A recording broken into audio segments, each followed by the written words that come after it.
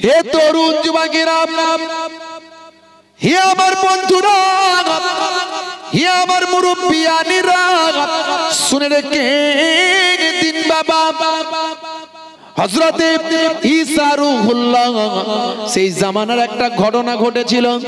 হযরতে ঈসা রূহুল্লাহর জামানায় বাবা ভাইরা আমার একজন ব্যক্তি ছিল, সে তার স্ত্রীকে বড় ভালোবাসতো। তার স্ত্রী ছিল খুবই সুন্দরী, তারা একদম প্রেমিক প্রেমিকার মতো। ভাইরা আমার, তার স্ত্রীও তাকে ভালোবাসতো, তার স্বামীও তাকে খুব ভালোবাসতো। স্ত্রী ছিল সেই জামানার সবচেয়ে বড় একজন সুন্দরী নারী। এত ভালোবাসতো, এত ভালোবাসতো, বিশেষ করে ওই স্বামী তার স্ত্রীর জন্য বা আমার নিজের জীবনটাকে উৎসর্গ করে দেবার মতো প্রচন্ড পরিমাণে তার স্ত্রীকে ভালোবাসতো। হে জওয়ান যুবকেরা, স্ত্রী যদি স্বামীর বিরোধিতা করত বা স্বামীর সঙ্গে ঝগড়া করত, স্বামী সব মেখে নিত, প্রত্যুত্তর দিত না, ঝগড়া করত না, কারণ সে তার স্ত্রীকে প্রচন্ড পরিমাণে ভালোবাসে। এমন ভালোবাসা সচরাচর দেখা যায় না। হে তরুণ যুবকেরা, এই ঘটনাখানা ঘটেছে হযরতে ঈসা রূহুল্লাহর জামানায়, বনি ইসরাইলদের জামানায় ঘটনাখানা ঘটেছে। হে মুসলমান, একটুখানি লক্ষ্য করুন, সেই সময় দেখতে পাওয়া যায় বহুদিন ধরে এইভাবে তাদের সংসার চলে। স্ত্রীর জন্য নিজের জীবন পর্যন্ত সে দিতে পারে, এতটাই তার স্ত্রীকে সে ভালোবাসে। পৃথিবীর কোনো দিকে কোনো মহিলার দিকে তার কখনো নজর যায়নি, সে তার স্ত্রীকে নিয়ে প্রেমাসক্ত হয়ে থাকে। হে তরুণ যুবকেরা, বন্ধুরা আমার শুনো, আল্লাহর হুকুম হলো আজরাইল ফেরেশতাকে আল্লাহ পাঠিয়ে দিলেন, যাও ওই ব্যক্তির স্ত্রীর জানটা রূহটা কবজ করো। আজরাইল ফেরেশতা তার রূহটা কবজ করে নিল। এই কবজ করার পরে রূহ বেরিয়ে গেল। ওই বনি ইসরাইলের ওই মহিলা মারা গেল, সুন্দরী নারী মারা যাওয়ার পরে নিরুপায়। হে তরুণ যুবকেরা, ওই জেসেমটাকে, ডেড বডিটাকে আঁকড়ে ধরি ওই ওই পুরুষটা, ওই স্বামীটা আর কাঁদতে লাগলো, এমন পাগলের মতো হয়ে গেল কেঁদে কেঁদে। ভাই আমার, মানুষজন বুঝিয়ে সুজিয়ে ওই মহিলাকে কবরস্থ করে আসলো, কবরস্থ করলো, কবরে দাফন করলো। কিন্তু ওই যুবক তার স্ত্রীকে কবরে দেওয়া মেনে নিতে পারলো না। ভাইরা আমার, হে জওয়ান যুবকেরা, ওই মহিলার কবরের ধারে দিনের পর দিন, রাতের পর রাত সে কাটাতে লাগলো। এইভাবে 1 মাস 2 মাস নয়, 3 মাস 4 মাস নয়, 5 মাস 6 মাস নয়। লোকে মনে মনে ভাবলো সে তার স্ত্রীকে খুবই ভালোবাসে, কিছুদিন গেলে আস্তে আস্তে তার এই অবস্থাটা কেটে যাবে, যেহেতু সে মারা গেছে, দুনিয়ার জমিনে আর নাই। হে জওয়ান যুবকেরা, কিন্তু তার জন্য হয়ে গেল ব্যতিক্রম। কয়েক বছর কেটে গেল, তবুও সে তার স্ত্রীকে ভুলতে পারে না। সে কবরের ধারেই বসে থাকে, সে কবরের ধারেই পড়ে থাকে। বন্ধুরা আমার, এখনকার যুগে মুসলমান আমাদের স্ত্রীকে আমরা কতটা ভালোবাসি, বাসি তো নাকি? এই ভালোবাসা নবী শিখিয়েছে না শেখায়নি? কথা বলেন, শিখিয়েছে না শেখায়নি? এখন ভাইরা আমার, মুসলমানের ছেলেরা ভালোবাসা শেখে নবীর কাছ থেকে না শাহরুখ খানের কাছ থেকে? কার কাছ থেকে? শাহরুখ খানের কাছ থেকে শেখে ভালোবাসা। ওরে বাপ রে বাপ, কি ভালোবাসা সব বিয়ের আগে। এমন সময় দেখতে পাওয়া যায় ওই ব্যক্তি কবরের ধারে গিয়েও কাঁদছে, কয়েক বছর পর্যন্ত কাঁদছে। মানুষজন ভেবেছিল কিছুদিনের মধ্যে সে তার স্ত্রীকে হয়তো ভুলে যাবে, প্রচন্ড ভালোবাসে। স্ত্রীও ছিল খুবই সুন্দরী। ভাই আমার, সেই জামানার সবচেয়ে বড় সুন্দরী নারী ছিল। স্ত্রীর থেকেও সে বেশি স্ত্রীকে, তার বউকে সে ভালোবাসত। সকলে ভেবেছিল কিছুদিনের মধ্যে হয়তো ভুলে যাবে, কিন্তু সম্ভব হলো না। প্রায় বছর খানেক, 2 বছর, 1.5 বছর, 2 বছর কাটতে চলল। তখনও পর্যন্ত প্রায় দিন সে কবরের ধারে গিয়ে বসে বসে কাঁদে। হে তরুণ যুবকেরা, ওই পথ দিয়ে যাচ্ছিলেন হযরতে ঈসা রূহুল্লাহ। যেতে যেতে তিনি দাঁড়িয়ে গেলেন, কে কাঁদে কবরের ধারে? ঈসা রূহুল্লাহ বলে, এই ছেলে কেন কাঁদছো বাবা? বলে, ও আমার কান্নার খবর নিয়ে তোমার লাভ নাই, তুমি কে আমি জানি না, আর আমার কান্নার খবর নিতে হবে না, ওসব কথা বাদ দাও। নিজে মনের সুখে আবার মনের দুঃখে আবার কাঁদতে লাগলো। হযরতে ঈসা রূহুল্লাহ বললেন, বাবা ছেলে কেঁদো না, আমি তোমার মনের দুঃখ যন্ত্রণা দূর করার করার জন্যই তো বলছি বাবা, কেন কাঁদছো তুমি বলো। এমন সময় ছেলেটি কিছুটা মনে স্বস্তি পেয়ে বলল, বাবা আপনাকে তো আমি চিনি না, তবে আপনি যখন জিজ্ঞাসা করছেন তাতে যদি আমার মনের দুঃখ কিছুটা লাঘব হয় আমি বলি, আমার স্ত্রীর কবর এটা। আমার স্ত্রী ছিল আমার সেই এই এলাকার এই জামানার সবচেয়ে বড় সুন্দরী। আমার স্ত্রী এত সুন্দরী ছিল, আমি তার প্রেমেতে আসক্ত ছিলাম। সারা জীবন তাকে কোনোদিন কষ্ট দিয়ে কথা বলতাম না, সে আমাকে মনে দুঃখ দিলেও আমি দিতাম না। আমি আমার স্ত্রীকে প্রাণ দিয়ে ভালোবাসতাম, আমার জীবনের চেয়েও বেশি ভালোবাসতাম। আমার স্ত্রী মারা গেছে, আমি ভুলতে পারছি না। আজ প্রায় কয়েক বছর হয়ে গেল আমি আমার স্ত্রীকে ভুলতে পারি না। আমি তার কবরের ধারে এসে কেঁদে কেঁদে সময় কাটাই। হযরত ঈসা রূহুল্লাহ বললেন, হে যুবক কেঁদো না, সবই তো আল্লাহর কাছ থেকে হয়েছে। আল্লাহর পক্ষ থেকে সবকিছু নির্ধারণ হয়। আল্লাহ যেটা করে বান্দার ভালোর জন্য করে। আমরা প্রাথমিক ভাবে ভাবি খারাপ, কিন্তু পরক্ষণে যদি আমরা চিন্তা করি আল্লাহ যা করেন বান্দার ভালোর জন্য করেন, এটা আমাদের ঈমান। এই বিশ্বাস যদি তুমি রাখতে পারো তুমি শান্তিতে থাকবে। যুবক বলে, হুজুর এটা কখনোই সম্ভব নয়, আমি আমার স্ত্রীকে ভুলতে পারবো না। এইভাবে আমার যতদিন জীবন চলবে আমি আমার স্ত্রীর কবরের ধারেই কাটিয়ে দেব। হে তরুণ যুবকেরা, হে আমার বন্ধুরা, হযরত ঈসা রূহুল্লাহর হৃদয়ে দয়া হলো। হযরত ঈসা রূহুল্লাহ ঠিক করলেন ওই স্ত্রীকে জিন্দা জীবিত করবেন। সেই সময় বললেন, হে যুবক তাই যদি হয় তাহলে তোমার স্ত্রীকে যদি আমি জীবিত করে দিই তুমি কি খুশি হবে? বলে, আপনি আবার জীবিত কেমন করে করতে পারেন?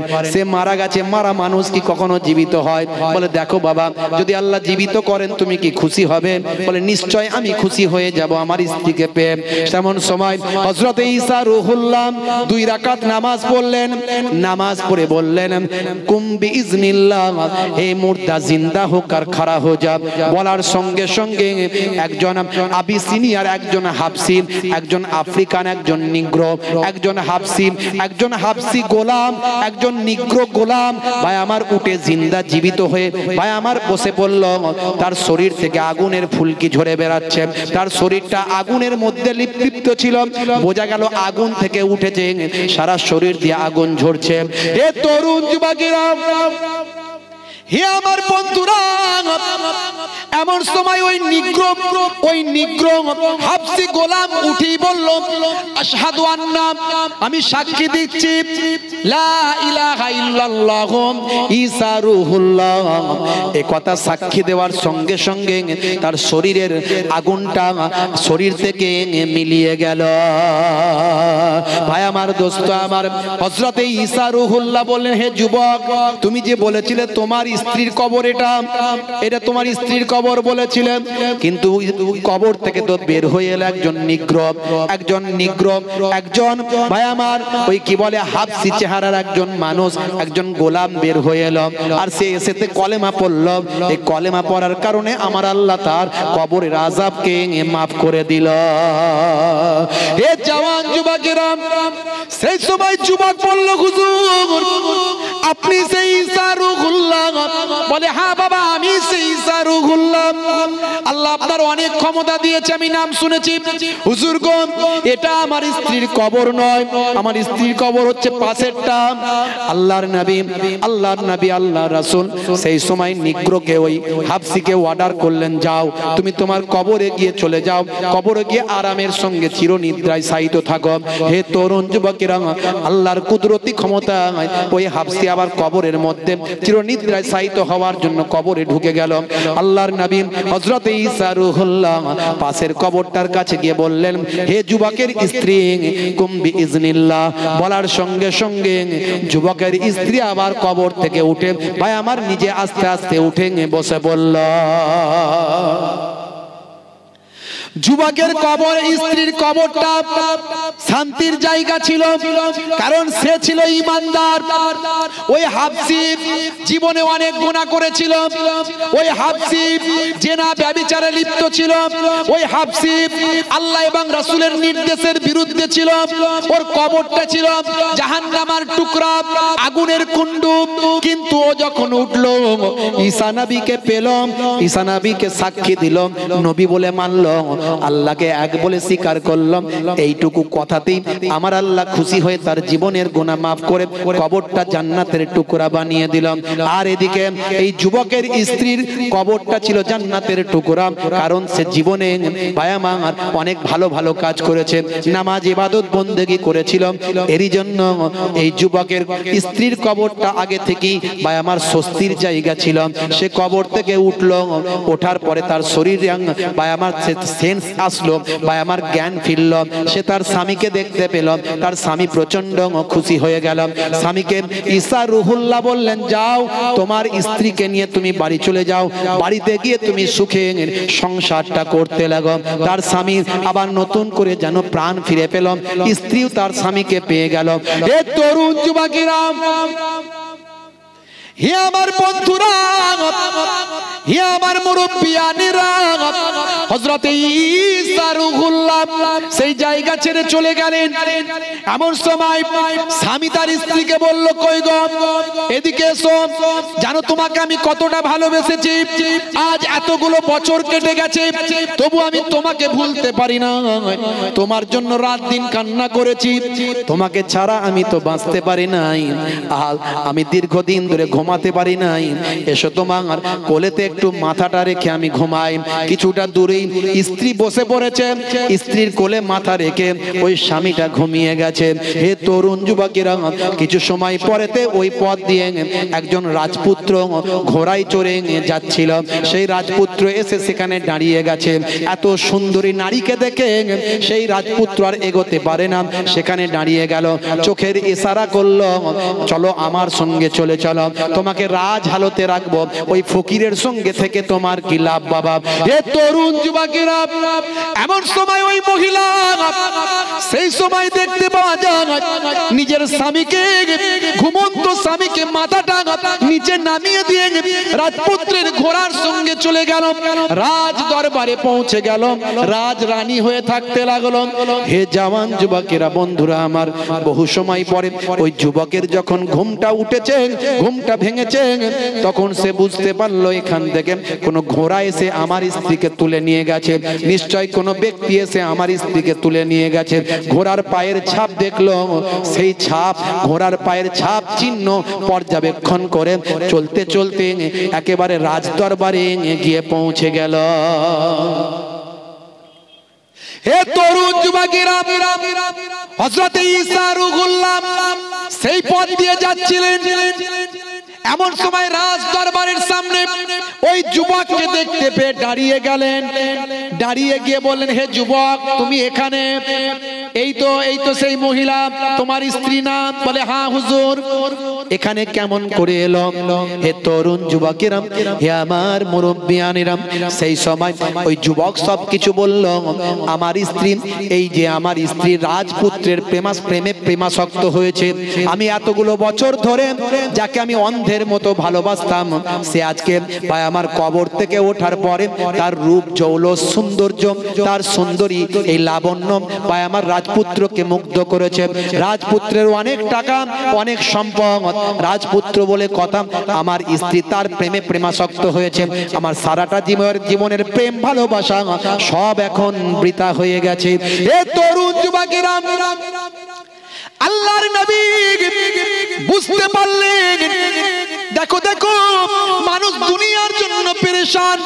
আহারে, হে জওয়ান যুবকেরা, হযরতে ঈসা রূহুল্লাহ বললেন, একজন আজকে ভাই আমার কবর থেকে উঠে ঈমানদার হয়ে গেল, একজন বেঈমান কবর থেকে উঠে ঈমানদার হলো, আর একজন ঈমানদার কবর থেকে উঠে বেঈমান হয়ে গেল। কারণ ভাই আমার সেই হাবশী যুবক যে সারাটা জীবন জেনা ব্যভিচার অন্যায় লিপ্ত ছিল, সে আজকে কবরের আযাব থেকে মুক্তি পেয়ে সে উঠি আমাকে সাক্ষী দিয়ে আল্লাহকে এক বলে মেনে সে ঈমানদার হলো। আর এই মহিলা যে ঈমানদার ছিল, সে ওঠার পরে ভাই আমার রাজপুত্রের প্রেমাসক্তে আসক্ত হয়ে জেনা ব্যভিচার করে সে আজকে বেঈমান হয়ে গেল। এমন সময় হযরতে ঈসা রূহুল্লাহ বলেছিলেন, হে মহিলা, তোমার আর বাঁচার কোনো অধিকার নাই, যাও তুমি আগের জায়গায় ফিরে যাও, যেমন তুমি কবরে ছিলে কবরে চলে চলে যাও। বলার সঙ্গে সঙ্গে সেই মহিলা মারা গেল, তাকে আবার সেই কবরেই দাফন করা হলো। এই যুবককে বলেন, হে যুবক, তোমাকে বলেছিলাম আল্লাহর নির্দেশ মানো। আল্লাহ ভাগ্যে ভালো মন্দ যা কিছু করে সব আল্লাহ মঙ্গলের জন্য, ভালোর জন্যই করে। তুমি কিন্তু মেনে নিয়েছিলে না। তুমি জানো না, জানো না, মারা যাওয়ার কিছুদিন আগেই এই তোমার স্ত্রী ওই রাজপুত্রের প্রেমে প্রেমাসক্ত ছিল। যখন তুমি ঘুমিয়ে গিয়েছিলে, রাজপুত্র যখন তাকে দেখতে পেল, সে সঙ্গে সঙ্গে তোমাকে শুইয়ে দিয়ে ওই রাজপুত্রের সঙ্গে চলে গেল। তার মানে সে আমানতের খিয়ানত করলো। আর যেটা ঘটেছিল সেটা ভালোই ঘটেছিল। সে যে আগে মারা গিয়েছিল, সে ইমানদার অবস্থায় কবরে গিয়েছিল। এতদিন পর্যন্ত সে জেনা ব্যভিচারে লিপ্ত ছিল না। এখন সে তোমাকে ছেড়ে দিয়ে জেনা ব্যভিচারে লিপ্ত হয়ে সেই ইমানের খাতা থেকে তার নামটা কেটে গেল। একজন কবর থেকে উঠল, উঠে ইমানদার হলো, আর একজন কবর থেকে উঠে বেঈমান হয়ে গেল। বুঝতে পারছেন ভাইরা আমার, তরুণ যুবকেরা আমার? বানানো গল্প বলছি না, ঈসা নবীর জামানার ঘটনা এটা। বানি ইসরাইলদের মধ্যে ঘটেছিল। যারা বিশ্বাসী তারা মানবে। ভাই আমার, তাফসীর পড়বেন, কোরআনের পাবেন। তাফসীরে কাসাব, বাইজাবি, ইবনে কাসির, তাবারি, জামাকসারি, বড় বড় কিতাব। এই কোরআন পড়লে শুধু হবে না, কোরআনের ব্যাখ্যা জানতে হবে। কোরআন 23 বছর ধরে 6666টা আয়াত, কখনো এক লাইন, কখনো 2 লাইন, কখনো 5 লাইন, স্থান কাল পাত্র বিশেষে একটু একটু করে ভাই আমার পথ নির্দেশ করেছে আল্লাহর নবীকে। এই নবী এটা করুন, এই নবী ওটা করুন, এই ঘটনাটা শুনুন, ওই ঘটনাটা শুনুন। বুঝতে পারছেন? আপনি কোরআনের একটা লাইন পড়ে আর বিরূপ মন্তব্য করে মানুষের মাঝখানে বিভ্রান্ত ছড়াবেন না। তার আগের লাইন পরের লাইনটা পড়ুন। কোন এক জায়গায় বলা হয়েছে ওইটা করো, সেটাকে আপনি ধরে নিলেন, কিন্তু তার আগের লাইনে কি বলা হলো, পরের লাইনে কি বলা হলো, সেটাকে ধরলেন না। কোরআন মাজিদ বুঝতে হবে। কোরআন মাজিদে আল্লাহ বলেছেন, লা তাকরাবুস সালাত ওয়া আনতুম সুকারা। যখন নেশাগ্রস্ত থাকবে নামাজের ধারে কাছে যাবে না। এই আয়াত দ্বারাই বোঝা গেল নেশা চলবে, নেশা নিষেধ নয়। নেশা করলে নামাজ পড়ো না, এটুকুই বলা হলো। আবার অন্য আয়াতে বলা হলো, ইন্নামাল খামরু ওয়াল মাইসিরু ওয়াল আনসাবু ওয়াল আজলামু রিজসুম মিন আমালিশ শাইতান। এই আয়াত দ্বারা ডাইরেক্ট মদকে আল্লাহ হারাম করলেন। তাহলে আপনি যদি বলেন কই ওখানে তো মদ খাওয়া হারাম নয়, নেশা করলে নামাজ পড়া চলবে না, বাকি সময় নেশা করা চলবে, তাহলে তো হয়ে গেল। ওই আয়াত ধরে ওই আয়াত দিয়ে পরের আয়াত দিয়ে আগের আয়াতকে ক্যান্সেল করা হয়েছে। পড়বো সবই, কিন্তু আগের আয়াতটা মানবো না, আগের আয়াতটা গ্রহণ করব না, আগের আয়াতের নির্দেশনাটা গ্রহণ করব না। সবই মানবো, সবই নেব, কোরআন মাজিদ মুখস্থ করব, পড়বো, কিন্তু আল্লাহ রাব্বুল আলামিন একটা আস্তে আস্তে আস্তে আস্তে মানুষকে চেঞ্জ করেছেন। তাই একটা আয়াত দ্বারা অন্য আয়াতকে ক্যান্সেল করা হয়েছে। এগুলোকে বলা হয় নাসিখ মানসুখ আয়াত। আপনি কোরআনের একটা আয়াত পেয়ে গেলেন, হায় অমুককে মারতে হবে বলেছে, ব্যাস ওটা ধরে নিলেন। আর কত জায়গায় যে দয়া করতে হবে, রহম করতে হবে, কত জায়গায় যে মানুষকে ভালোবাসতে হবে, সেগুলো বললো, সেগুলো তো শুনলেন না, পড়লেন না। সুযোগ সন্ধানী খেলোয়াড়, মানুষের মাঝখানে বিভাজন ছড়াচ্ছেন শুধু শুধু কোরআনের আয়াতকে ভাই আমার ভুল ব্যাখ্যা করে। এই জন্য কোরআনের যারা সঠিক ব্যাখ্যা জানে তার কাছ থেকে ব্যাখ্যা নেবেন, এই আং বাং তাং তার কাছ থেকে ব্যাখ্যা নেবেন না। इस्लाम शांतिर कथा बोलेছে, अंधे को रास्ता दिखाने का नाम है इस्लाम, भूखे को खाना खिलाने का नाम है इस्लाम, प्यासे को पानी पिलाने का नाम है इस्लाम, अमानत का नाम है इस्लाम, इबादत का नाम है इस्लाम और मोहब्बत का नाम है इस्लाम। কোরআন বলে দিয়েছে লা ইয়ারহামুল্লাহু মান লা ইয়ারহামুন নাস, যে মানুষের উপর দয়া করে না মহান স্রষ্টা তার উপর দয়া করেন না। কোরআনে আল্লাহ বলে দিয়েছেন লাকুম দীনুকুম ওয়ালিয়া দীন, তুমি তোমার ধর্ম করো আমি আমার ধর্ম করি। আল্লাহ জানিয়েছেন, নবী বলেছেন লা ইকরা ফিদ দীন, ধর্মে কোনো জবরদস্তি নাই। দ্বন্দ্ব কোথায়? আমি তো শ্রী রামকৃষ্ণ পরমহংস দেবের বাণীগুলোকে বলি, কত সুন্দর তারা কথা বলেছেন। স্বামী বিবেকানন্দজির বাণীগুলোকে মানুষের কাছে বলি, দেখো প্রত্যেকটা মনীষী তাদের কাছ থেকে আমাদের ভালো কি জিনিসগুলো নেওয়ার আছে, নিতে হবে। যার কাছ থেকে যে ভালো জিনিসগুলো আছে নিতে হবে।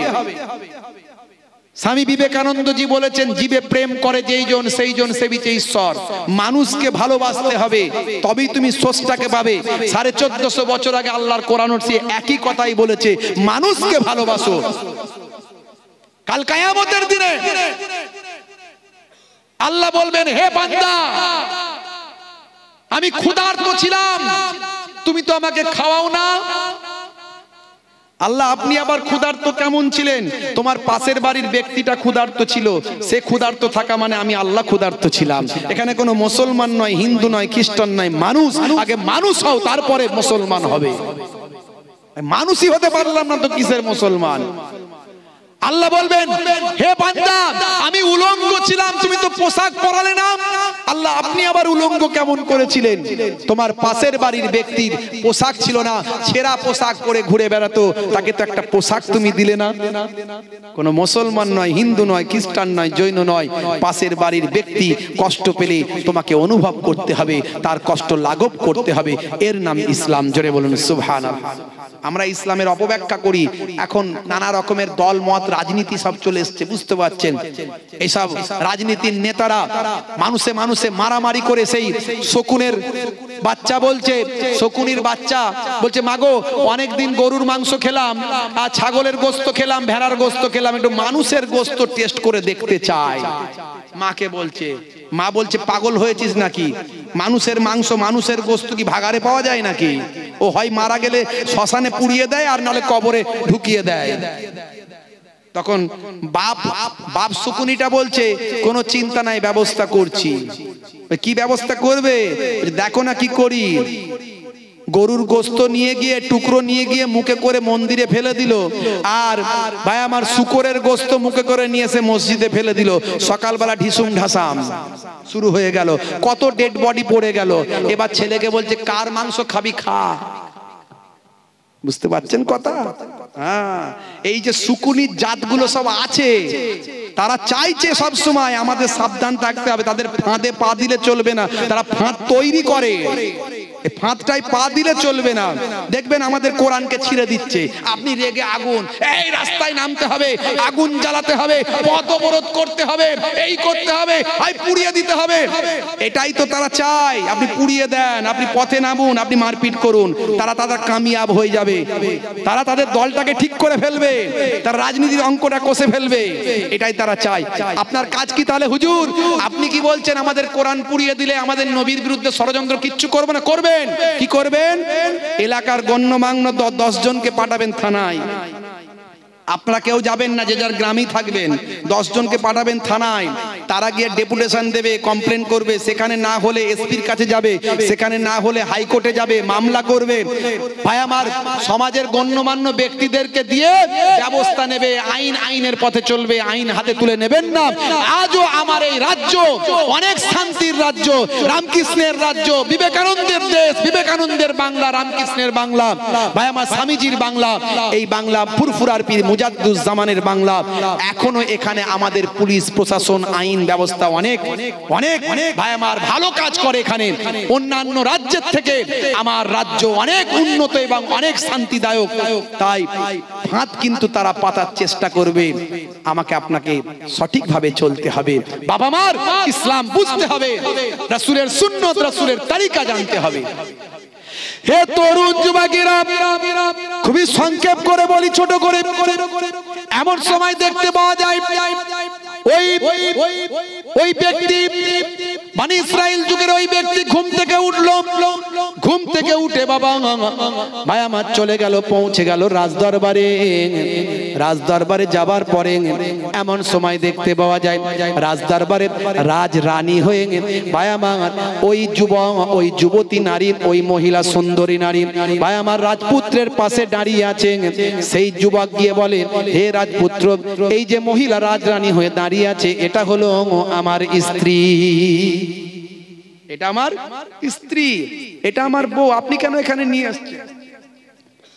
এই যে তাদের মধ্যে এই ঘটনা ঘটলো, ভাইরা আমার, এই সব কিছুর কারণ আজকেও দেখবেন মানুষ চিটিংবাজি করে, ধাপ্পাবাজি করে, অন্যের মাল হরণ করে, অন্যের সম্পদ লুটে নেয়। আয়াতুল মুনাফিকি সালাসাতুন, আল্লাহর নবী বলেন মুনাফিকের চিহ্ন হলো তিনটে। কটা? ইজা হাদ্দাসা কাযাবা, যখন কথা বলবে মিথ্যা কথা বলবে। ওয়াইজা ওয়াদা আখলাফা, ওয়াদা করলে খেলাফ করবে। ওয়াইজা উতুমিনা খানা, আর আমানতের খেয়ানত করবে। ওই মহিলা তার স্বামী তার জন্য আমানত ছিল, সেই আমানতের সে খেয়ানত করেছিল, লোভে পড়েছিল। হে যুবকেরা, হে তরুণেরা, হে আমার বন্ধুরা, শুনে রেখে দেন। এরই জন্য বলি আল্লাহ এবং রাসূলের পথে চলো না। ভাই আমার, দোস্ত আমার, নামাজটা পড়ুন, নামাজ ছাড়বেন না। ঈসা নবী কি করেছিলেন আমি বলছি, তার আগে বলে দিই, সবচেয়ে বড় ইবাদত নামাজ। নামাজ পড়লে অন্যায় থেকে দূরে থাকতে পারবেন। নামাজ যদি আপনি পড়েন, আমার আল্লাহ কোরআন মাজিদে বলছেন ইন্নাস সালাতা তানহা আনিল ফাহশাই ওয়াল মুনকার, নিশ্চয় নামাজ তোমাকে অশ্লীলতা অন্যায় থেকে দূরে সরিয়ে দেবে। তুমি নামাজের মধ্যে যদি থাকো, হে তরুণ যুবকেরা, হে আমার বন্ধুরা, আপনি নামাজ যদি পড়েন, আমার আল্লাহ আপনাকে বিপদ আপদ মুসিবত থেকে আপনাকে বাঁচিয়ে দেবেন। সেই নামাজের সময় যখন হয়, নামাজের মধ্যেও বিজ্ঞান আছে, ব্যায়াম আছে, ভাই আমার সায়েন্স আছে। নামাজ যদি আপনি পড়েন, ওযু করবেন, আপনি যখন ওযু করবেন আপনার মন শরীর শান্ত হবে। আপনি যখন ওযু করবেন আপনার শরীরটা সুস্থতা অনুভব করবেন, একটা শরীরের মধ্যে নতুন করে প্রাণ ফিরে পাবেন। আর 5 ওয়াক্ত নামাজ, এর মধ্যে ভালো ব্যায়াম আর কিছু হতে পারে না। আর নামাজ পড়বেন, আল্লাহর সঙ্গে বান্দার যোগাযোগ হবে। এ তরুণ যুবকেরা, আল্লাহ বলছেন বান্দারে, যদি তুমি নামাজ পড়ো, আমি আল্লাহ তোমাকে কামিয়াবি দেব। তুমি কামিয়াবি পেতে চাও, সফলতা লাভ করতে চাও, সাফল্য অর্জন করতে চাও, শিক্ষায় সফলতা পেতে চাও, সফলতা দেওয়ার মালিককে। অনেক পড়াশোনা করলেন কিন্তু চাকরি পাচ্ছেন না, এটা তো আর আপনাকে কেউ জোর করে নিতে পারবেন না। আপনার তখন আপনি বলবেন আমার ভাগ্যে নাই, এই ভাগ্য পাল্টানোর মালিককে। অনেক চাষ করলেন কিন্তু ফসলটা ভালো হলো না, বিভিন্ন রকম অসুবিধা হলো, আমার ভাগ্যে নাই, ভাগ্য পাল্টানোর মালিককে। আল্লাহ বলছেন নামাজ পড়ো, তোমার ভাগ্যটা আমি ভালো করে দেব, তাকদীরটা ভালো করে দেব।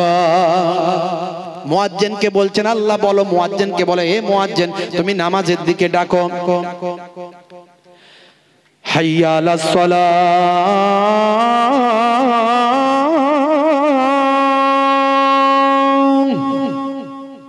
এসো নামাজের দিকে এসো। তার মানে কি? নামাজের দিকে এসো। নামাজে এলে আল্লাহ বলছেন মুয়াজ্জিনকে, হে মুয়াজ্জিন বলে দাও নামাজে এলে কি পাবে। এবার মুয়াজ্জিন বলছে হাইয়া আলাল ফালাহ,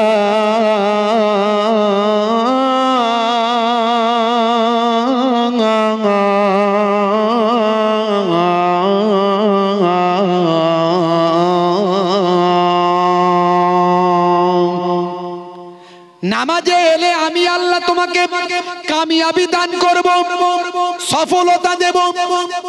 মুয়াজ্জিন যখন আযান দেয় হাইয়া আলাস সালাম, মুসলমানের ছেলে বলে পাঁচতলাতে পালাম, মাচাতে পালাম, চায়ের দোকানে পালাম। কেন রে ভাই? বলে মুয়াজ্জিন যদি দেখতে পায় তাহলে বলবে পল্টু নামাজ পড়বি আয়, তাই তাড়াতাড়ি চায়ের দোকানে গিয়ে একটু তাসটা খেলি, ক্যারামটা খেলি ভাই, একটু মাঝে মাঝে ফ্রি ফায়ার আর পাবজিটা চালাই। হে মুসলমানের ছেলে, নামাজের যখন আজান যখন হয়, মসজিদ তলা থেকে যুবক পালিয়ে পাবজি আর ফ্রি ফায়ারটা চালায়। হে যুবকেরা, গেম আপনার মোবাইলে যে গেমগুলো অনলাইন গেম, এই অনলাইন গেমগুলো আপনার জন্য খেলা হারাম। কারণ এতে ভাই আমার ব্রেন আর কাজ করে না, সময় কাজ করে না, ঘন্টার পর ঘন্টা চলে যায়। পিতার অবাধ্য, পুত্রের অবাধ্য, লেখাপড়ার চ্যুত ভাই আমার নেশা হয়ে যায়। নেশা হলো ইসলামে হারাম। আর এই অনলাইন গেমগুলো শারীরিক মানসিক ভাবে আপনার ক্ষতিগ্রস্ত করছে, আপনার জীবনটা ধ্বংস করে দিচ্ছে। তাই এগুলো হারাম বলে ফতোয়া এসেছে। এর আগেও আমি বলেছি অনলাইন গেমগুলো খেলা হারাম, আজও বলে যাচ্ছি খেলা হারাম। হে যুবকেরা, ফ্রি ফায়ার নিয়ে আমি ওয়াজ করেছিলাম, আমার বক্তব্য ইন্টারন্যাশনাল ভাইরাল হয়েছিল। অ্যাডাম আর ইভের character Free Fire company banned করেছিল, যার কথা শুনে আমি সে আপনাদের ভাই আমার বক্তব্য শুনে অ্যাডাম আর ইভের ক্যারেক্টার চেঞ্জ হয়েছিল। আপনারা জানেন, আমি Adam means Adam, with evidence, with document আমি সেখানে অ্যাপ্রুভ করেছিলাম, বলেছিলাম। এত ভাইরাল হয়েছিল অ্যাডাম আর ইভ নিয়ে যখন বলেছিলাম, ভারত, পাকিস্তান, আফগানিস্তান, বাংলাদেশ কয়েকটা দেশেতে বিভিন্ন ভাষায় বিভিন্ন ল্যাঙ্গুয়েজে ভার্সন চেঞ্জ হয়ে ভাই আমার 1 থেকে 1.5 মাসের মধ্যে অ্যাডাম আর ইভের ক্যারেক্টার কোম্পানি চেঞ্জ করে দিয়েছিল। যারা প্রথম ফ্রি ফায়ার খেলতো তারা জানে। আমি সেদিনও বলেছিলাম হারাম, আজও বলে যাচ্ছি হারাম। আপনি মোবাইলে একটা নামাজের অ্যাপ ডাউনলোড করবেন, কোরআন মাজিদের বাংলা অ্যাপ ডাউনলোড করবেন, দয়ার নবীর জীবনী ডাউনলোড করবেন, জীবনটা ধন্য হয়ে যাবে। নামাজের সময় যখন হবে মসজিদে যাবেন, অন্যায় অবিচার পাপ আপনার কাছ থেকে সরে চলে যাবে। ওয়াক্ত যে হলো ওযু করো, মসজিদে চলো, খোদার হুকুম পালন করো, নামাজটা পড়ো। ওয়াক্ত যে হলো ওযু করো, মসজিদে চলো। জোরে হবে না? ভাঙাচোরা কবি তো, যেগুলো গাই সব আমারই লেখা, একটু সময় পেলে একটু চালায় আর কি, কলম আর কি। दिन राते 5 वक्त नामाज पढ़ले पाबे भाई जन्नत। वक्त जे हलो ओजो करो मस्जिदे चलो, खुदार हुकुम पालन करो, नामाजटा पढ़ो। वक्त जे हलो ओजो करो मस्जिदे चलो।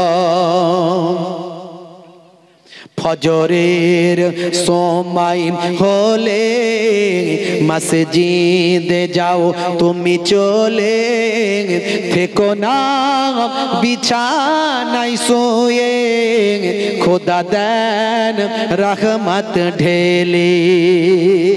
জোরে হবে না?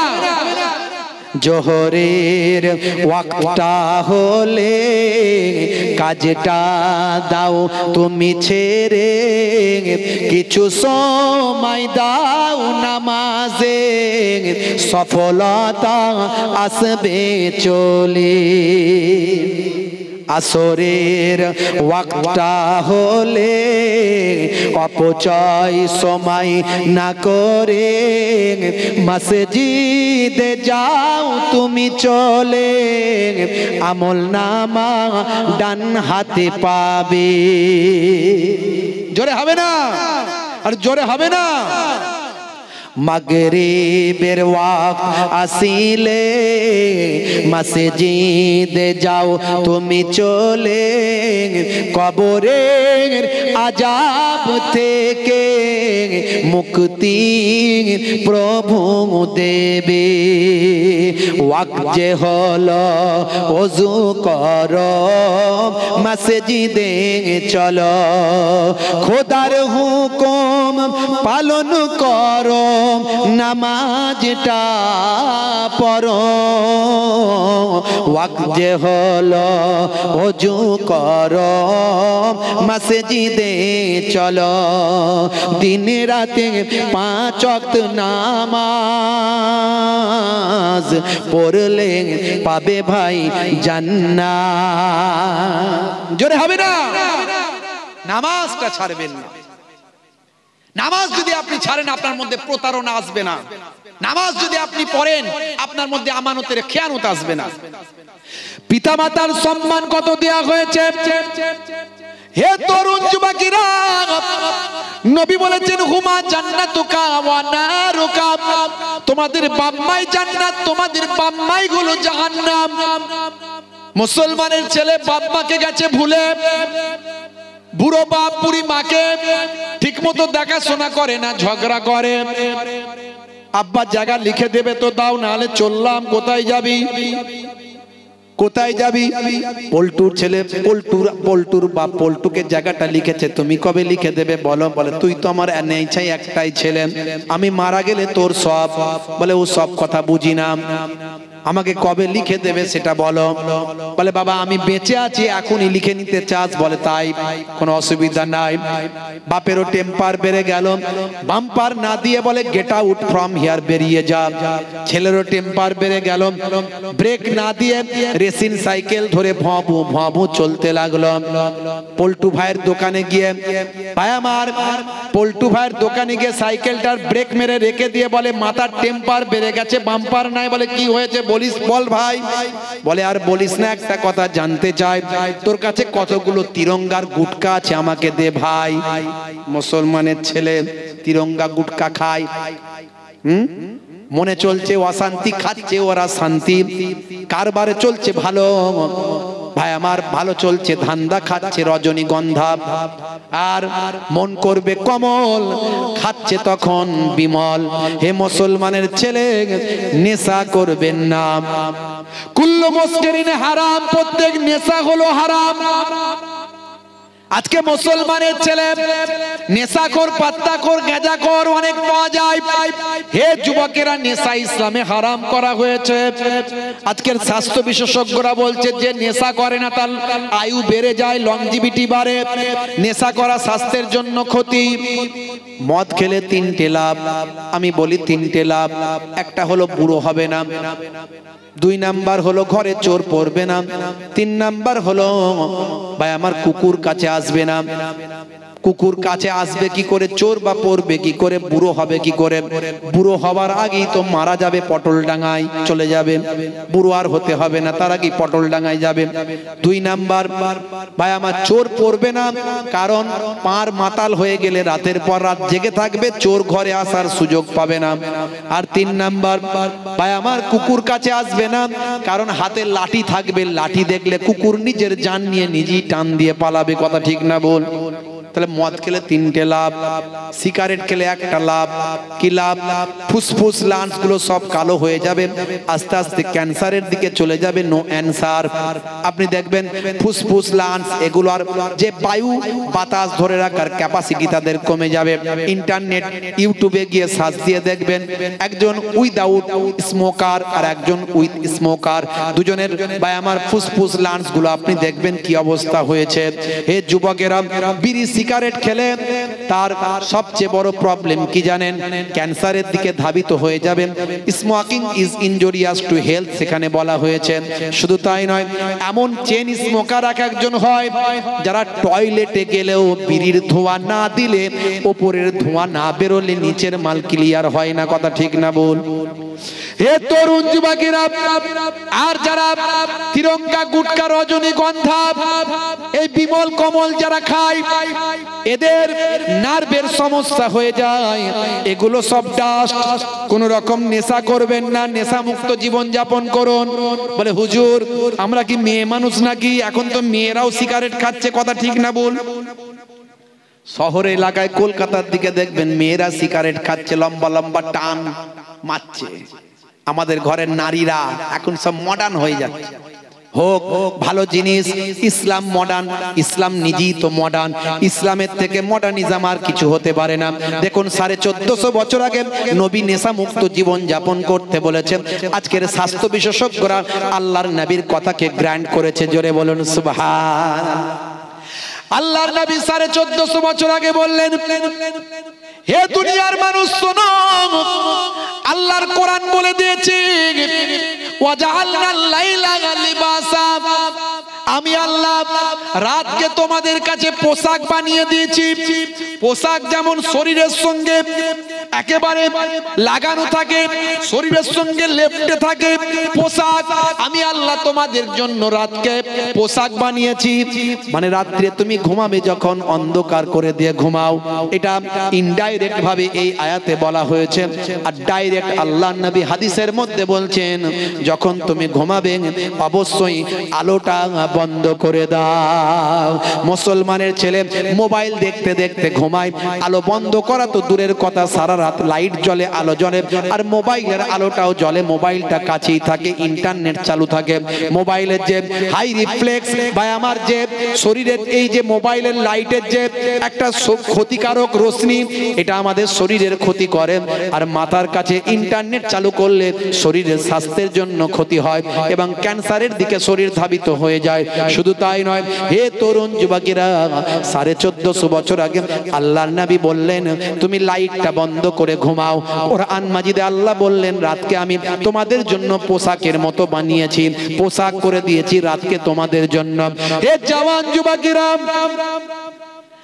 আপনি যদি লাইটটা বন্ধ করেন, আজকের স্বাস্থ্য বিশেষজ্ঞরা বলছেন 1450 বছর পর গবেষণা করে তারা দেখেছে যখন ঘুমাতে যাবেন, ঘুমের অন্তত বিছানায় পড়ার ঘুমিয়ে যাওয়ার 2 ঘন্টা পর লাইট যদি বন্ধ থাকে, চোখ ব্রেনকে ইন্ডিকেট করে, ব্রেনকে ভাই আমার সাউন্ড দেয়, ব্রেনকে ভাই আমার ইন্ডিকেট করে, বুঝিয়ে দেয় লাইট বন্ধ আছে।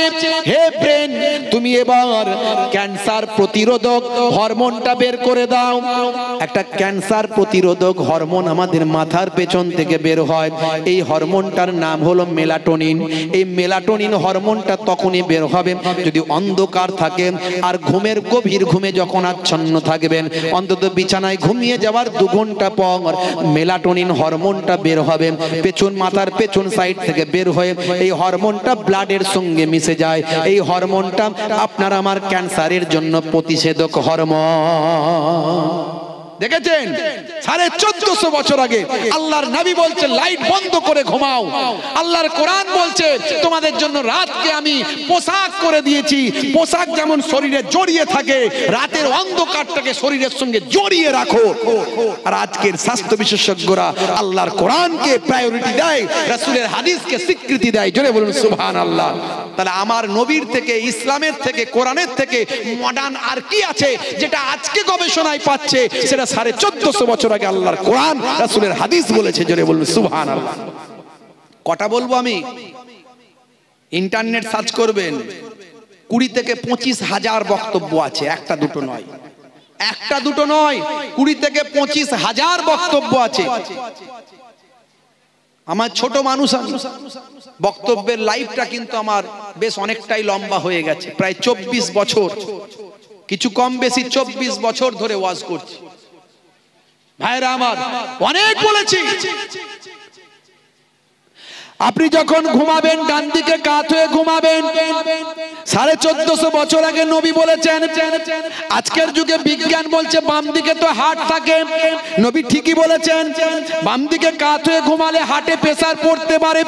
হার্টের কাজ হলো ব্লাডকে পাম্পিং করে শরীরের বিভিন্ন অর্গানগুলোতে পৌঁছে দেওয়া, ভাই আমার ব্লাড সার্কুলেশন করা। এই পাম্পিং করতে যদি অসুবিধা হয়, শরীরের স্বাস্থ্যের জন্য ক্ষতি হয়।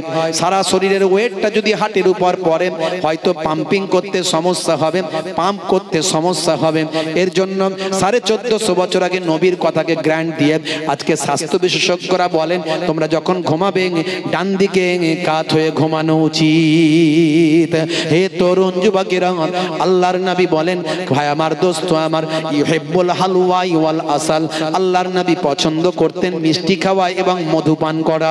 আজকের যুগে মধু আজকে ডাক্তারেরা খেতে বলেন, বিভিন্ন শরীরের উপকারের জন্য মধু খাওয়া আজকে ডাক্তারেরা আপনাকে নির্দেশ দেয়। মধু আমার 1450 বছর ধরে আগে নবী আমার পছন্দ করতেন। আর মিষ্টি খাওয়ার কথা নবী বলেছেন। হে তরুণ যুবকেরা, খাওয়া দাওয়ার পরে যদি একটু মিষ্টি খাওয়া হয়, আমার আপনার খাদ্যটা হজমের উপকার হয়। শুধু তাই নয়, আমাদের শরীরে একটা রোগ আছে, রোগটার নাম হলো কার্ডিওভাস্কুলার। এই কার্ডিওভাস্কুলারের মতো মারাত্মক রোগ থেকে খাওয়া দাওয়ার পরে মিষ্টি খেলে শরীরটা, ভাই আমার, এই রোগ থেকেও মুক্তি পেতে পারে ভাই। এই জন্য দেখবেন সব জায়গায় একটু মিষ্টি খাওয়া দাওয়ার পরে দেয়। এটা পেলো কোথায়? কটা উদাহরণ দেব আমি। পেচ্ছাপটা করবেন বসে করবেন। এখন মুসলমানের ছেলে বসে পেচ্ছাপ করতে পারে না, দাঁড়িয়ে দাঁড়িয়ে চালায়, আছে না নাই? কি করে বসবে? জিন্সের প্যান্ট পরে তো আর বসা যায় না। ট্যাঙ্কের পানি ভর্তি হয়েছে, দমকলটা সামনের দিকে ফিট করে দিয়েছে। কথা ঠিক না ভুল? হ্যাঁ, রাগ করবেন না বাপ। নবী 1450 বছর আগে বললেন বসে পেচ্ছাপ করা চাই। মুসলমানের ছেলেরা জিন্সের প্যান্ট শাহরুখ খানের ভক্ত দাঁড়িয়ে দাঁড়িয়ে চালিয়ে দেয়। আজকালকার পোলা দেখো সঠিক পথে চলে না, পিতামাতা গুরুজনের কথা তারা শোনে না। চুলগুলো ছোট ছোট, প্যান্ট শার্ট আটো সাঁটো, সুজোরা পায়ে দিয়ে, পেছনে ব্যাগ নিয়ে, লাল লাল জুতো পায়ে, চোখে কালো চশমা, দুই চোখ মেলে খোঁজে বেদের মেয়ে জোসনা। গায়ে হাতে ট্যাটু আঁকা, হেঁটে চলে আঁকা বাঁকা, গায়ে হাতে ট্যাটু আঁকা, হেঁটে চলে আঁকা বাঁকা। কাছে গেলে দেখা যায় সুস্থ ছেলে না, তিরঙ্গার দুর্গন্ধে টেকা যায় না, তিরঙ্গার দুর্গন্ধে টেকা যায় না। যেখানটা বসবে পুচ পুচ পুচ পুচ, সেখানটা পচিয়ে দিয়ে বেরিয়ে যাবে। কিছু কিছু ছেলে পুলে আছে না, নাই, জিভ ঠোঁট দাঁত চেনা যায় না, গাল হা করতে পারলে পারে না। হুজুর তাকবীর দেয় না, ও আল্লাহ আকবার আস্তে করে বলে। বুঝতে পারছেন? 10 হাত দূর থেকে আমি গন্ধে টিকতে পারি না। নিশ্চয় তখন কেউ বিড়ির টান মেরেছে। আমার বাবু যাওয়ার আগেই পালিয়ে গেছে। যখন আওয়াজ দিয়েছি বিড়ি খাচ্ছে কে দেখো, তখন মাল হাওয়া। বিড়ি, সিগারেট আর এই তিরঙ্গা গুটকার গন্ধ আমার 10 হাত দূর থেকে আমি পাই। বুঝতে পারছি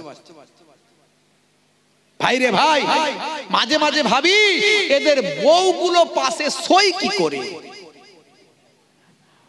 রাত দিন ঝগড়া হলে আর শুবে কোথায়? ও এদিকে সে ওদিকে। ইসলাম বলেছিল, নবী বলেছিল এক কাছে শুতে। এ তো এই মাথা ও মাথা, বিড়ি সিগারেট তিরঙ্গা গুটকা যা খুশি খাক, কোনো অসুবিধা নাই। প্রেম নবী শিখিয়েছে। আল্লাহর নবী বলছেন মাঝে মাঝে ঘরটা ঝাড়ু দেবে, স্ত্রীর সঙ্গে ছোট ছোট কাজ করবে। এগুলো বললে আবার ছেলেরা বলবে হুজুর এ আপনি আমাদের ঘরের বউগুলোকে কি শিক্ষা দিচ্ছেন? সকাল হলে তো বলবে কই গো হুজুর তো বললো ঘর ঝাড়ু দিতে, ঘরটা ঝাড়ু দাও না। কি চাপে পড়ে যাব বলতে পার, বুঝতে পারছেন আপনি? আচ্ছা ভাই, যদি বা বলে আপনার বউ ঘরটা ঝাড়ু দিতে, আপনার সময় থাকলে একটু দেবেন, অসুবিধে কি আছে? আপনি বলেন বাবু কি হুজুর আজ করছেন আপনি, এগুলো কি ছেলেদের কাজ না মেয়েদের কাজ? মনে রাখবেন, আপনি যে সাহেবই হন না কেন, ডাক্তার সাহেব, মাস্টার সাহেব, উকিল সাহেব, অ্যাডভোকেট সাহেব, নেতা সাহেব, মন্ত্রী সাহেব, জমিদার সাহেব, হুজুর সাহেব, পীর সাহেব, মৌলানা সাহেব, মুফতি সাহেব, নবীর থেকে বড় সাহেব পৃথিবীতে কেউ আসেনি আর আসবে না। সেই নবী আমার মাঝে মাঝে স্ত্রীর সঙ্গে ছোট ছোট কাজগুলো করতেন, ঘরটা মাঝে মাঝে নিজে হাতে ঝাড়ু দিতেন, মাঝে মাঝে বাজারে গিয়ে নিজে হাতে বাজারটা করে নিয়ে আসতেন। নবীর থেকে বড় সাহেব পৃথিবীতে কেউ নাই। সেই নবীর কাজগুলো, এই কাজগুলো যদি আপনি করেন, নবী করেছেন বলে করলেন, সুন্নতের সবটা আল্লাহর নামাজ আমলে লিখে দেবেন। জোরে বলুন সুবহানাল্লাহ। হে তরুণ যুবকেরা, স্ত্রীর সঙ্গে প্রেম বেড়ে যাবে, মহাব্বত বেড়ে যাবে। মাঝে মাঝে স্ত্রীর প্রশংসা করবেন। আমার নবী স্ত্রীর প্রশংসা করতেন। স্ত্রীকে বলবেন কি গো ফুলটুসির মা, তোমাকে আজকে দেখতে খুব সুন্দর লাগছে। মনটা ভালো হবে না? হবে না? খালি বলছেন তুমি কামাই ফরজে বসো, খালি কাছে আসতেই দেয় না। কি আর বউয়ের প্রশংসা করবে, কি আর বউয়ের সুনাম সুখ্যাতি করবে? মাঝে মাঝে বলবেন কই গো ফুলটুসির মা, তোমার হাতের তরকারিটা খুব রান্না সুন্দর হয়েছে। একদিনও বলে না, শুধু খারাপ হলে বলে আজকে নুন হয়নি, আজকে ঝাল হয়নি, আজকে তেল হয়নি, এইগুলো বলে। আজকে ভালো রান্না হয়েছে এটা বলে না। কথা ঠিক না ভুল? আবার গিয়ে লক্ষ্য রাখবেন, কালকে যেন গিয়ে বলবেন না দুপুরবেলা ঠিক করে নিচ্ছি হুজুর, আপনার কাছে শুনে গেলাম দুপুরবেলা কালকে বলবোই বলবো। ভালো হোক আর খারাপ হোক, তরকারি যখনই দেবে একটু খাই, খেতে খেতেই বলে দেবো কই গো আজকে ফুলটুসির মা রান্না দারুণ আজকে করেছে, তরকারি দারুণ হয়েছে। আবার দেখা গেল এরকম না হয়ে যায় তরকারিটা পাশের বাড়ির চাচি দিয়ে পাঠিয়েছে, হিতে বিপরীত হয়ে যাবে তখন। বুঝতে পারছেন কথা? ভাইরা আমার, তরুণ যুবকেরা আমার, হি আমার মুরব্বিয়ানেরা, আল্লাহর নবী বললেন বসে পেচ্ছাপ করো। স্বাস্থ্য বিশেষজ্ঞরা বলছেন নবী ঠিকই বলেছেন, বসে পেচ্ছাপ করলে শরীরের অবাঞ্ছিত বায়ু, বাতাস, বায়ু, সে বায়ুটা বেরিয়ে যায়, অবাঞ্ছিত বায়ু। শুধু তাই নয়, তার সঙ্গে বসে পেচ্ছাপ করলেন আমাদের শরীরে যে ইউরিনাল ড্রাম আছে, এই ইউরিনাল ড্রামে সারা শরীরের প্রেসারটা পড়ে, আমাদের শরীরটা স্প্রিং এর মতো হয়ে যায় বা আমার ছোট হয়ে যায়, এবং ওই ইউরিনাল ড্রামে প্রেসার পড়ে, এর ফলে স্মুথলি ইউরিনটা ক্লিয়ার হয়ে যায়। হতে পারে দাঁড়িয়ে দাঁড়িয়ে যদি আপনি চালান, দীর্ঘদিন ধরে এভাবে যদি চলতে থাকে, মেবি, আবার বলছি মেবি, পুরো ইউরিন যদি ক্লিয়ার না হয়, হতে পারে কয়েক ফোঁটা ইউরিন যদি দীর্ঘদিন ধরে ড্রামে জমতে থাকে, এই জমতে জমতে কোনো এক সময় ওই ইউরিনটা হয় আমার স্টোনে পরিণত হয়ে যায়। এই জন্য বলে পেচ্ছাপের থলিতে পাথর হয়েছে। আপনি বসে পেচ্ছাপ করবেন, নবীর নির্দেশ মতো চলবেন, আপনার অসুখ অনেকটা কমে যাবে। আমার নবীর কাছে একজন বাদশা ডাক্তার পাঠিয়েছিল ফ্রি অফ কস্ট ট্রিটমেন্ট করার জন্য, নবীকে ভালোবেসে। হুজুর, আপনার কাছে ডাক্তারটা দিলাম, আপনার ফ্যান ফলোয়ার্স যারা আছে তাদেরকে ফ্রি অফ কস্ট ট্রিটমেন্ট দেবে।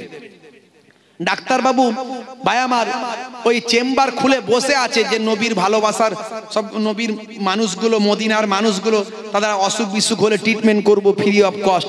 দেখা যাচ্ছে পেশেন্টই আসছে না, সপ্তাহে একটা দুটো হয়তো পাচ্ছে কিনা বলা মুশকিল, খালি চেম্বার খুলিয়ে রেখেছে, কাস্টমার নাই।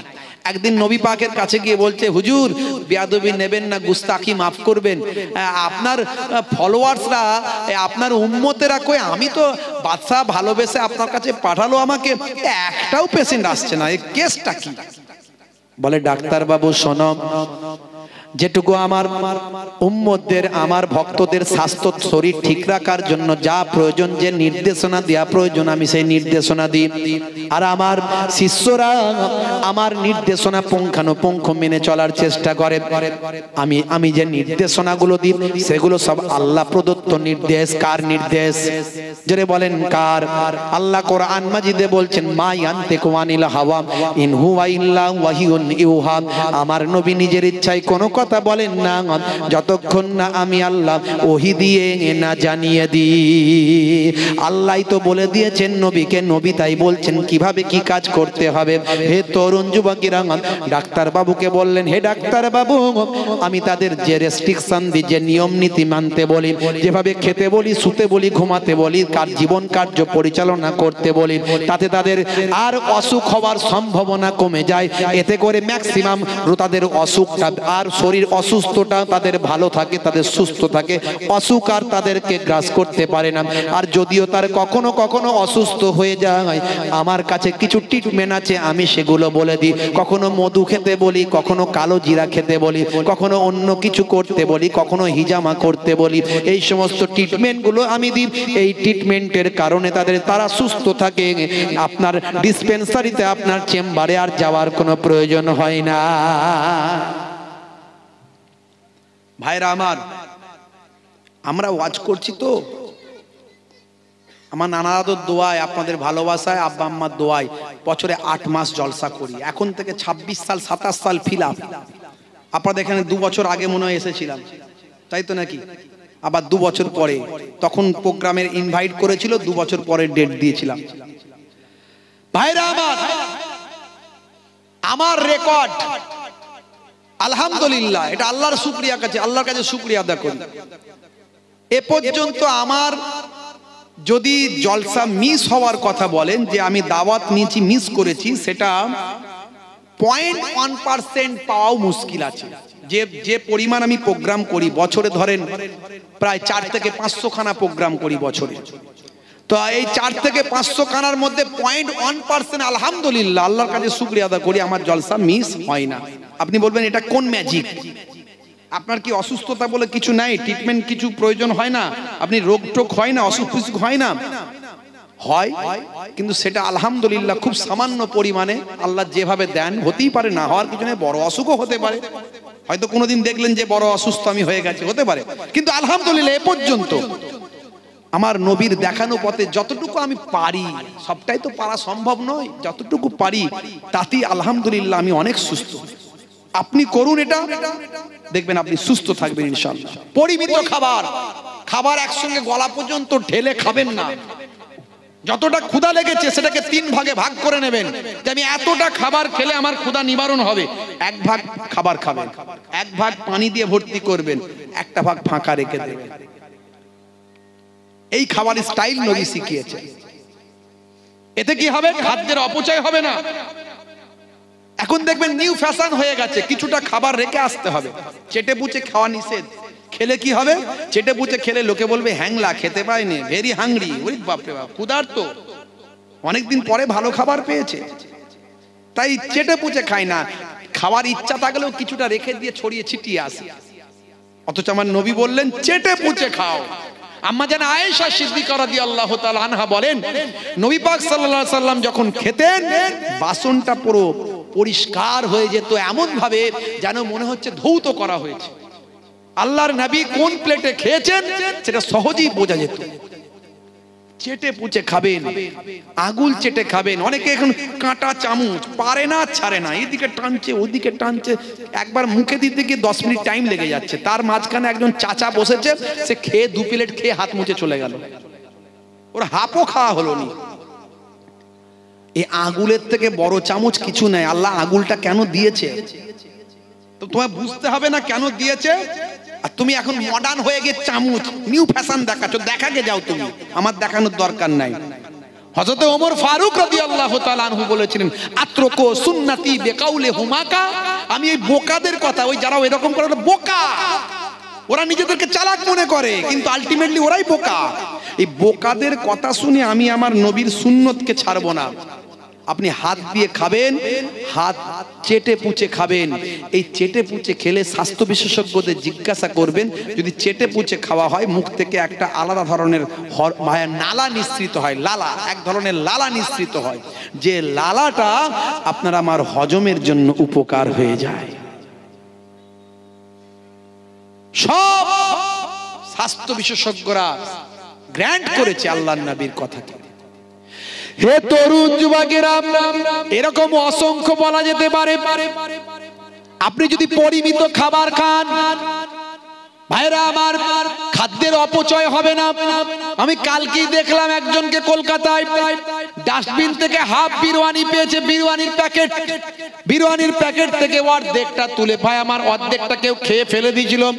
সেই অর্ধেকটা বিরিয়ানির প্যাকেট একজন সুস্থ মানুষ দেখে বুঝতে পারলাম মানুষটা পাগল নয়, কিন্তু ভীষণ ভাবে গরিব, অনাহারে ওয়ার্দাহারে তার দিন কাটে। আহারে সেই ব্যক্তিটা ডাস্টবিন থেকে বিরিয়ানির প্যাকেটটা তুলেছে, অর্ধেকটা বিরিয়ানি তুলে সঙ্গে সঙ্গে খাচ্ছে। আমি ভেবেছিলাম ভাই আমার লাইভ করে মানুষকে দেখাবে এবং দুটো কথা বলবো, কিন্তু আমি ভাবলাম না না, এটা করলে ওই মানুষটাকে অপমান করা হবে, যে মানুষটা খাচ্ছে তাকে অপমান করা হবে।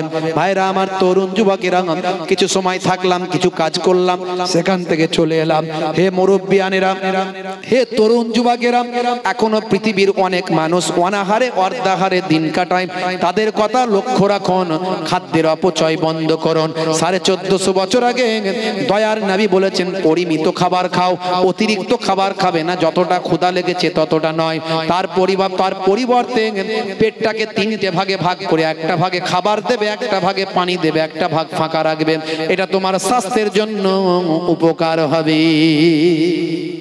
গাপা গাপ খাচ্ছে, পেট একদম এই পর্যন্ত চলে এসছে, কথা ঠিক না ভুল? ওরে বাপ রে বাপ, আর খাওয়ার কম্পিটিশন করছে। হে মুসলমান, একটু আমি সুন্নত গুলোকে বললাম, এগুলো সব সুন্নত, আমাদের নবী এই শিক্ষাগুলো দিয়েছেন। যাদের ভিতরে সুন্নত পাওয়া যায় তারা কেউ পথহারা হয় না। রাসূলের পথে যারা চলে দুনিয়ায়, বাতিলের বাধা তারা মানে না। জোরে হবে না? জোরে হবে না? নিশীথ রজনীতে সেজদাতে যায়, হুসাইনি তাদের নিয়ে ভাবনাতে রয়। বিপদের মাঝে তারা যতই পড়ুক রাসূলের তরিকা ছাড়ে না। যাদের ভিতরে সুন্নত পাওয়া যায় তারা কেউ পথহারা হয় না। জোরে হবে না? ভাইরা আমার, আমার কথা বোঝা যাচ্ছে তো নাকি? এই বোঝা যাচ্ছে কি বলতে চাইছি? বোঝা যাচ্ছে? একটু একটু বুঝতে পারছেন তো? মাশাআল্লাহ, আল্লাহ করে আপনারা জ্ঞানী মানুষ। আর বুঝতে না পারলে, বুঝলে বোঝ পাতা, না বুঝলে তেজ পাতা। বুঝলে বোঝ পাতা, না বুঝলে তেজ পাতা। কিছু করার নাই। এখন ঘরে চুরি হয়ে গেছে, বুঝতে পারছেন? ঘরে চুরি হয়ে গেছে। তো এখন এক ব্যক্তি থানায় ফোন করেছে, হ্যালো বলছে, ওখান থেকে বলছে বলুন। হ্যাঁ, তো বলছে আমার ঘরে চুরি হয়ে গেছে। তখন ও পার থেকে ইন্সপেক্টর বলছে হোয়াট, ইংরেজি হোয়াট, তার মানে কি? সে কি? তখন এই পার থেকে বলছে ইংরাজি চালাচ্ছে রে, তো আমাকেও ইংরাজি চালাতে হবে। এই পার থেকে এও ইংরাজি চালাচ্ছে। বলছে কাটিং দা বাঁশের বেড়া, ওপেন দা ডোর, সব লইয়া গেছে চোর। বলে সর্বনাশ করেছে। কি ইংরাজি বলছে? বলছে হোয়াট ইজ দা কাটের হোয়াট ইজ দা বাঁশের বেড়া। তখন এপার থেকে বলছে বাঁশের বেড়া ইজ খাড়া খাড়া, তার উপরে পেরেক মারা। সর্বনাশ, কি ইংরাজি চালাচ্ছে। ওয়াজ কি ওয়াজ হলো হুজুর? পাতা ঝরে গেল, একদম পাতা ঝরে গেল। কি বুঝলে বলো না? কি বুঝেছো বলো? ওই তো বললাম, পাতা ঝরে গেল। যা ওয়াজ করলো ছোট হুজুরের নাতি, পিননগর হুজুরের পোতা, আমাদের পীর সাহেবদের ঘরের ছেলে এসেছিল। ও বাপরে বাপ, পাতা ঝরিয়ে দিল। কি ওয়াজ করলো বল না একটু ভাই? এই বিষয়বস্তুরা, সাবজেক্টটা কি ছিল, কি নিয়ে আলোচনা করলো? ওই তো বললাম, কাটিং দা বাঁশের বেড়া, ওপেন দা ডোর, সব লইয়া গেছে চোর। হোয়াট ইজ দা বাঁশের বেড়া? বলে বাঁশের বেড়া ইজ খাড়া খাড়া, তার উপরে পেরেক মারা। ওরে সর্বনাশ, সব বুঝে গেছে। রাগ করবেন না বাপ, আল্লাহ করে আপনারা জ্ঞানী মানুষ, একটু বোঝার চেষ্টা করবেন। হে তরুণ যুবকেরা, খুব সংক্ষেপ। তাহলে আপনাদেরকে প্রথমে বলেছিলাম ইমান, ইমানের কথা বলতে গিয়ে অনেক কথা বলেছি। তারপরে বলেছিলাম আর একটা জিনিস আপনাদের দিয়ে যায়, সেটা হলো আমল। আমলগুলোর মধ্যে ছোট আমলগুলো অনেক বলে দিয়েছি। নবীর সুন্নত, বড় আমল বাদ আছে, বড় ইবাদত বাদ আছে। হে জওয়ান যুবকেরা, ইমানের কথাটা কমপ্লিট করতে পারেনি। ইমানের কথাটা বলতে গিয়ে বলেছিলাম ভাগ্যে ভালো মন্দ যা কিছু হয় ফ্রম আল্লাহ, কার কাছ থেকে? যদি আপনি এটা বিশ্বাস করেন তবে আপনি ইমানদার। আপনার ছেলে মারা গেছে, বাপ মারা গেছে, স্ত্রী মারা গেছে, আপনাকে মেনে নিতে হবে। কথা ঠিক না ভুল? জোরে বলেন। মানতে হবে, কোন রকমে অসন্তুষ্ট হলে চলবে না। ভাগ্যে ভালো মন্দ যা কিছু হয় আল্লাহর পক্ষ থেকে হয়। এই এত কিছুকে বিশ্বাস করার নাম হলো ঈমান। আর ঈমানের পরে আপনার যত সুন্নতের কথা বললাম, যত ফরজ ইবাদতের কথা বললাম, নামাজ, রোজা, হজ, যাকাত, এগুলো সব আমল। তাহলে ঈমান আর আমল দুটো ওয়াজ, দুটো কথা আমি আপনাদের মাঝখানে বলতে এসেছিলাম, বলে দিলাম, কমপ্লিট করলাম কথা। ভাই আমার, তার মাঝখানে অনেক কথা বলেছি, ইতিহাস, বিজ্ঞান, বাস্তব তথ্য, উদাহরণ দিয়েছি। বাবা আমার, তাহলে সবচেয়ে বড় কথা হলো আজকের এই আলোচনা থেকে দুটো জিনিস নিয়ে যাবেন। একটা হলো ইমানদার হবেন, ইমান কাকে বলে আমি বলেছি। আর আমলগুলোর মধ্যে সবচেয়ে বড় আমল, সবচেয়ে বড় ইবাদত হলো নামাজ, রোজা, হজ, যাকাত। তার সঙ্গে সঙ্গে নবীর সুন্নতগুলো, নবী যা বলেছেন সেভাবে করবেন। আল্লাহ বলছেন বান্দা, তোদের আমি ইবাদত ছাড়া অন্য কোনো উদ্দেশ্যে পাঠাইনি, ইবাদতের জন্যই তো পাঠিয়েছি।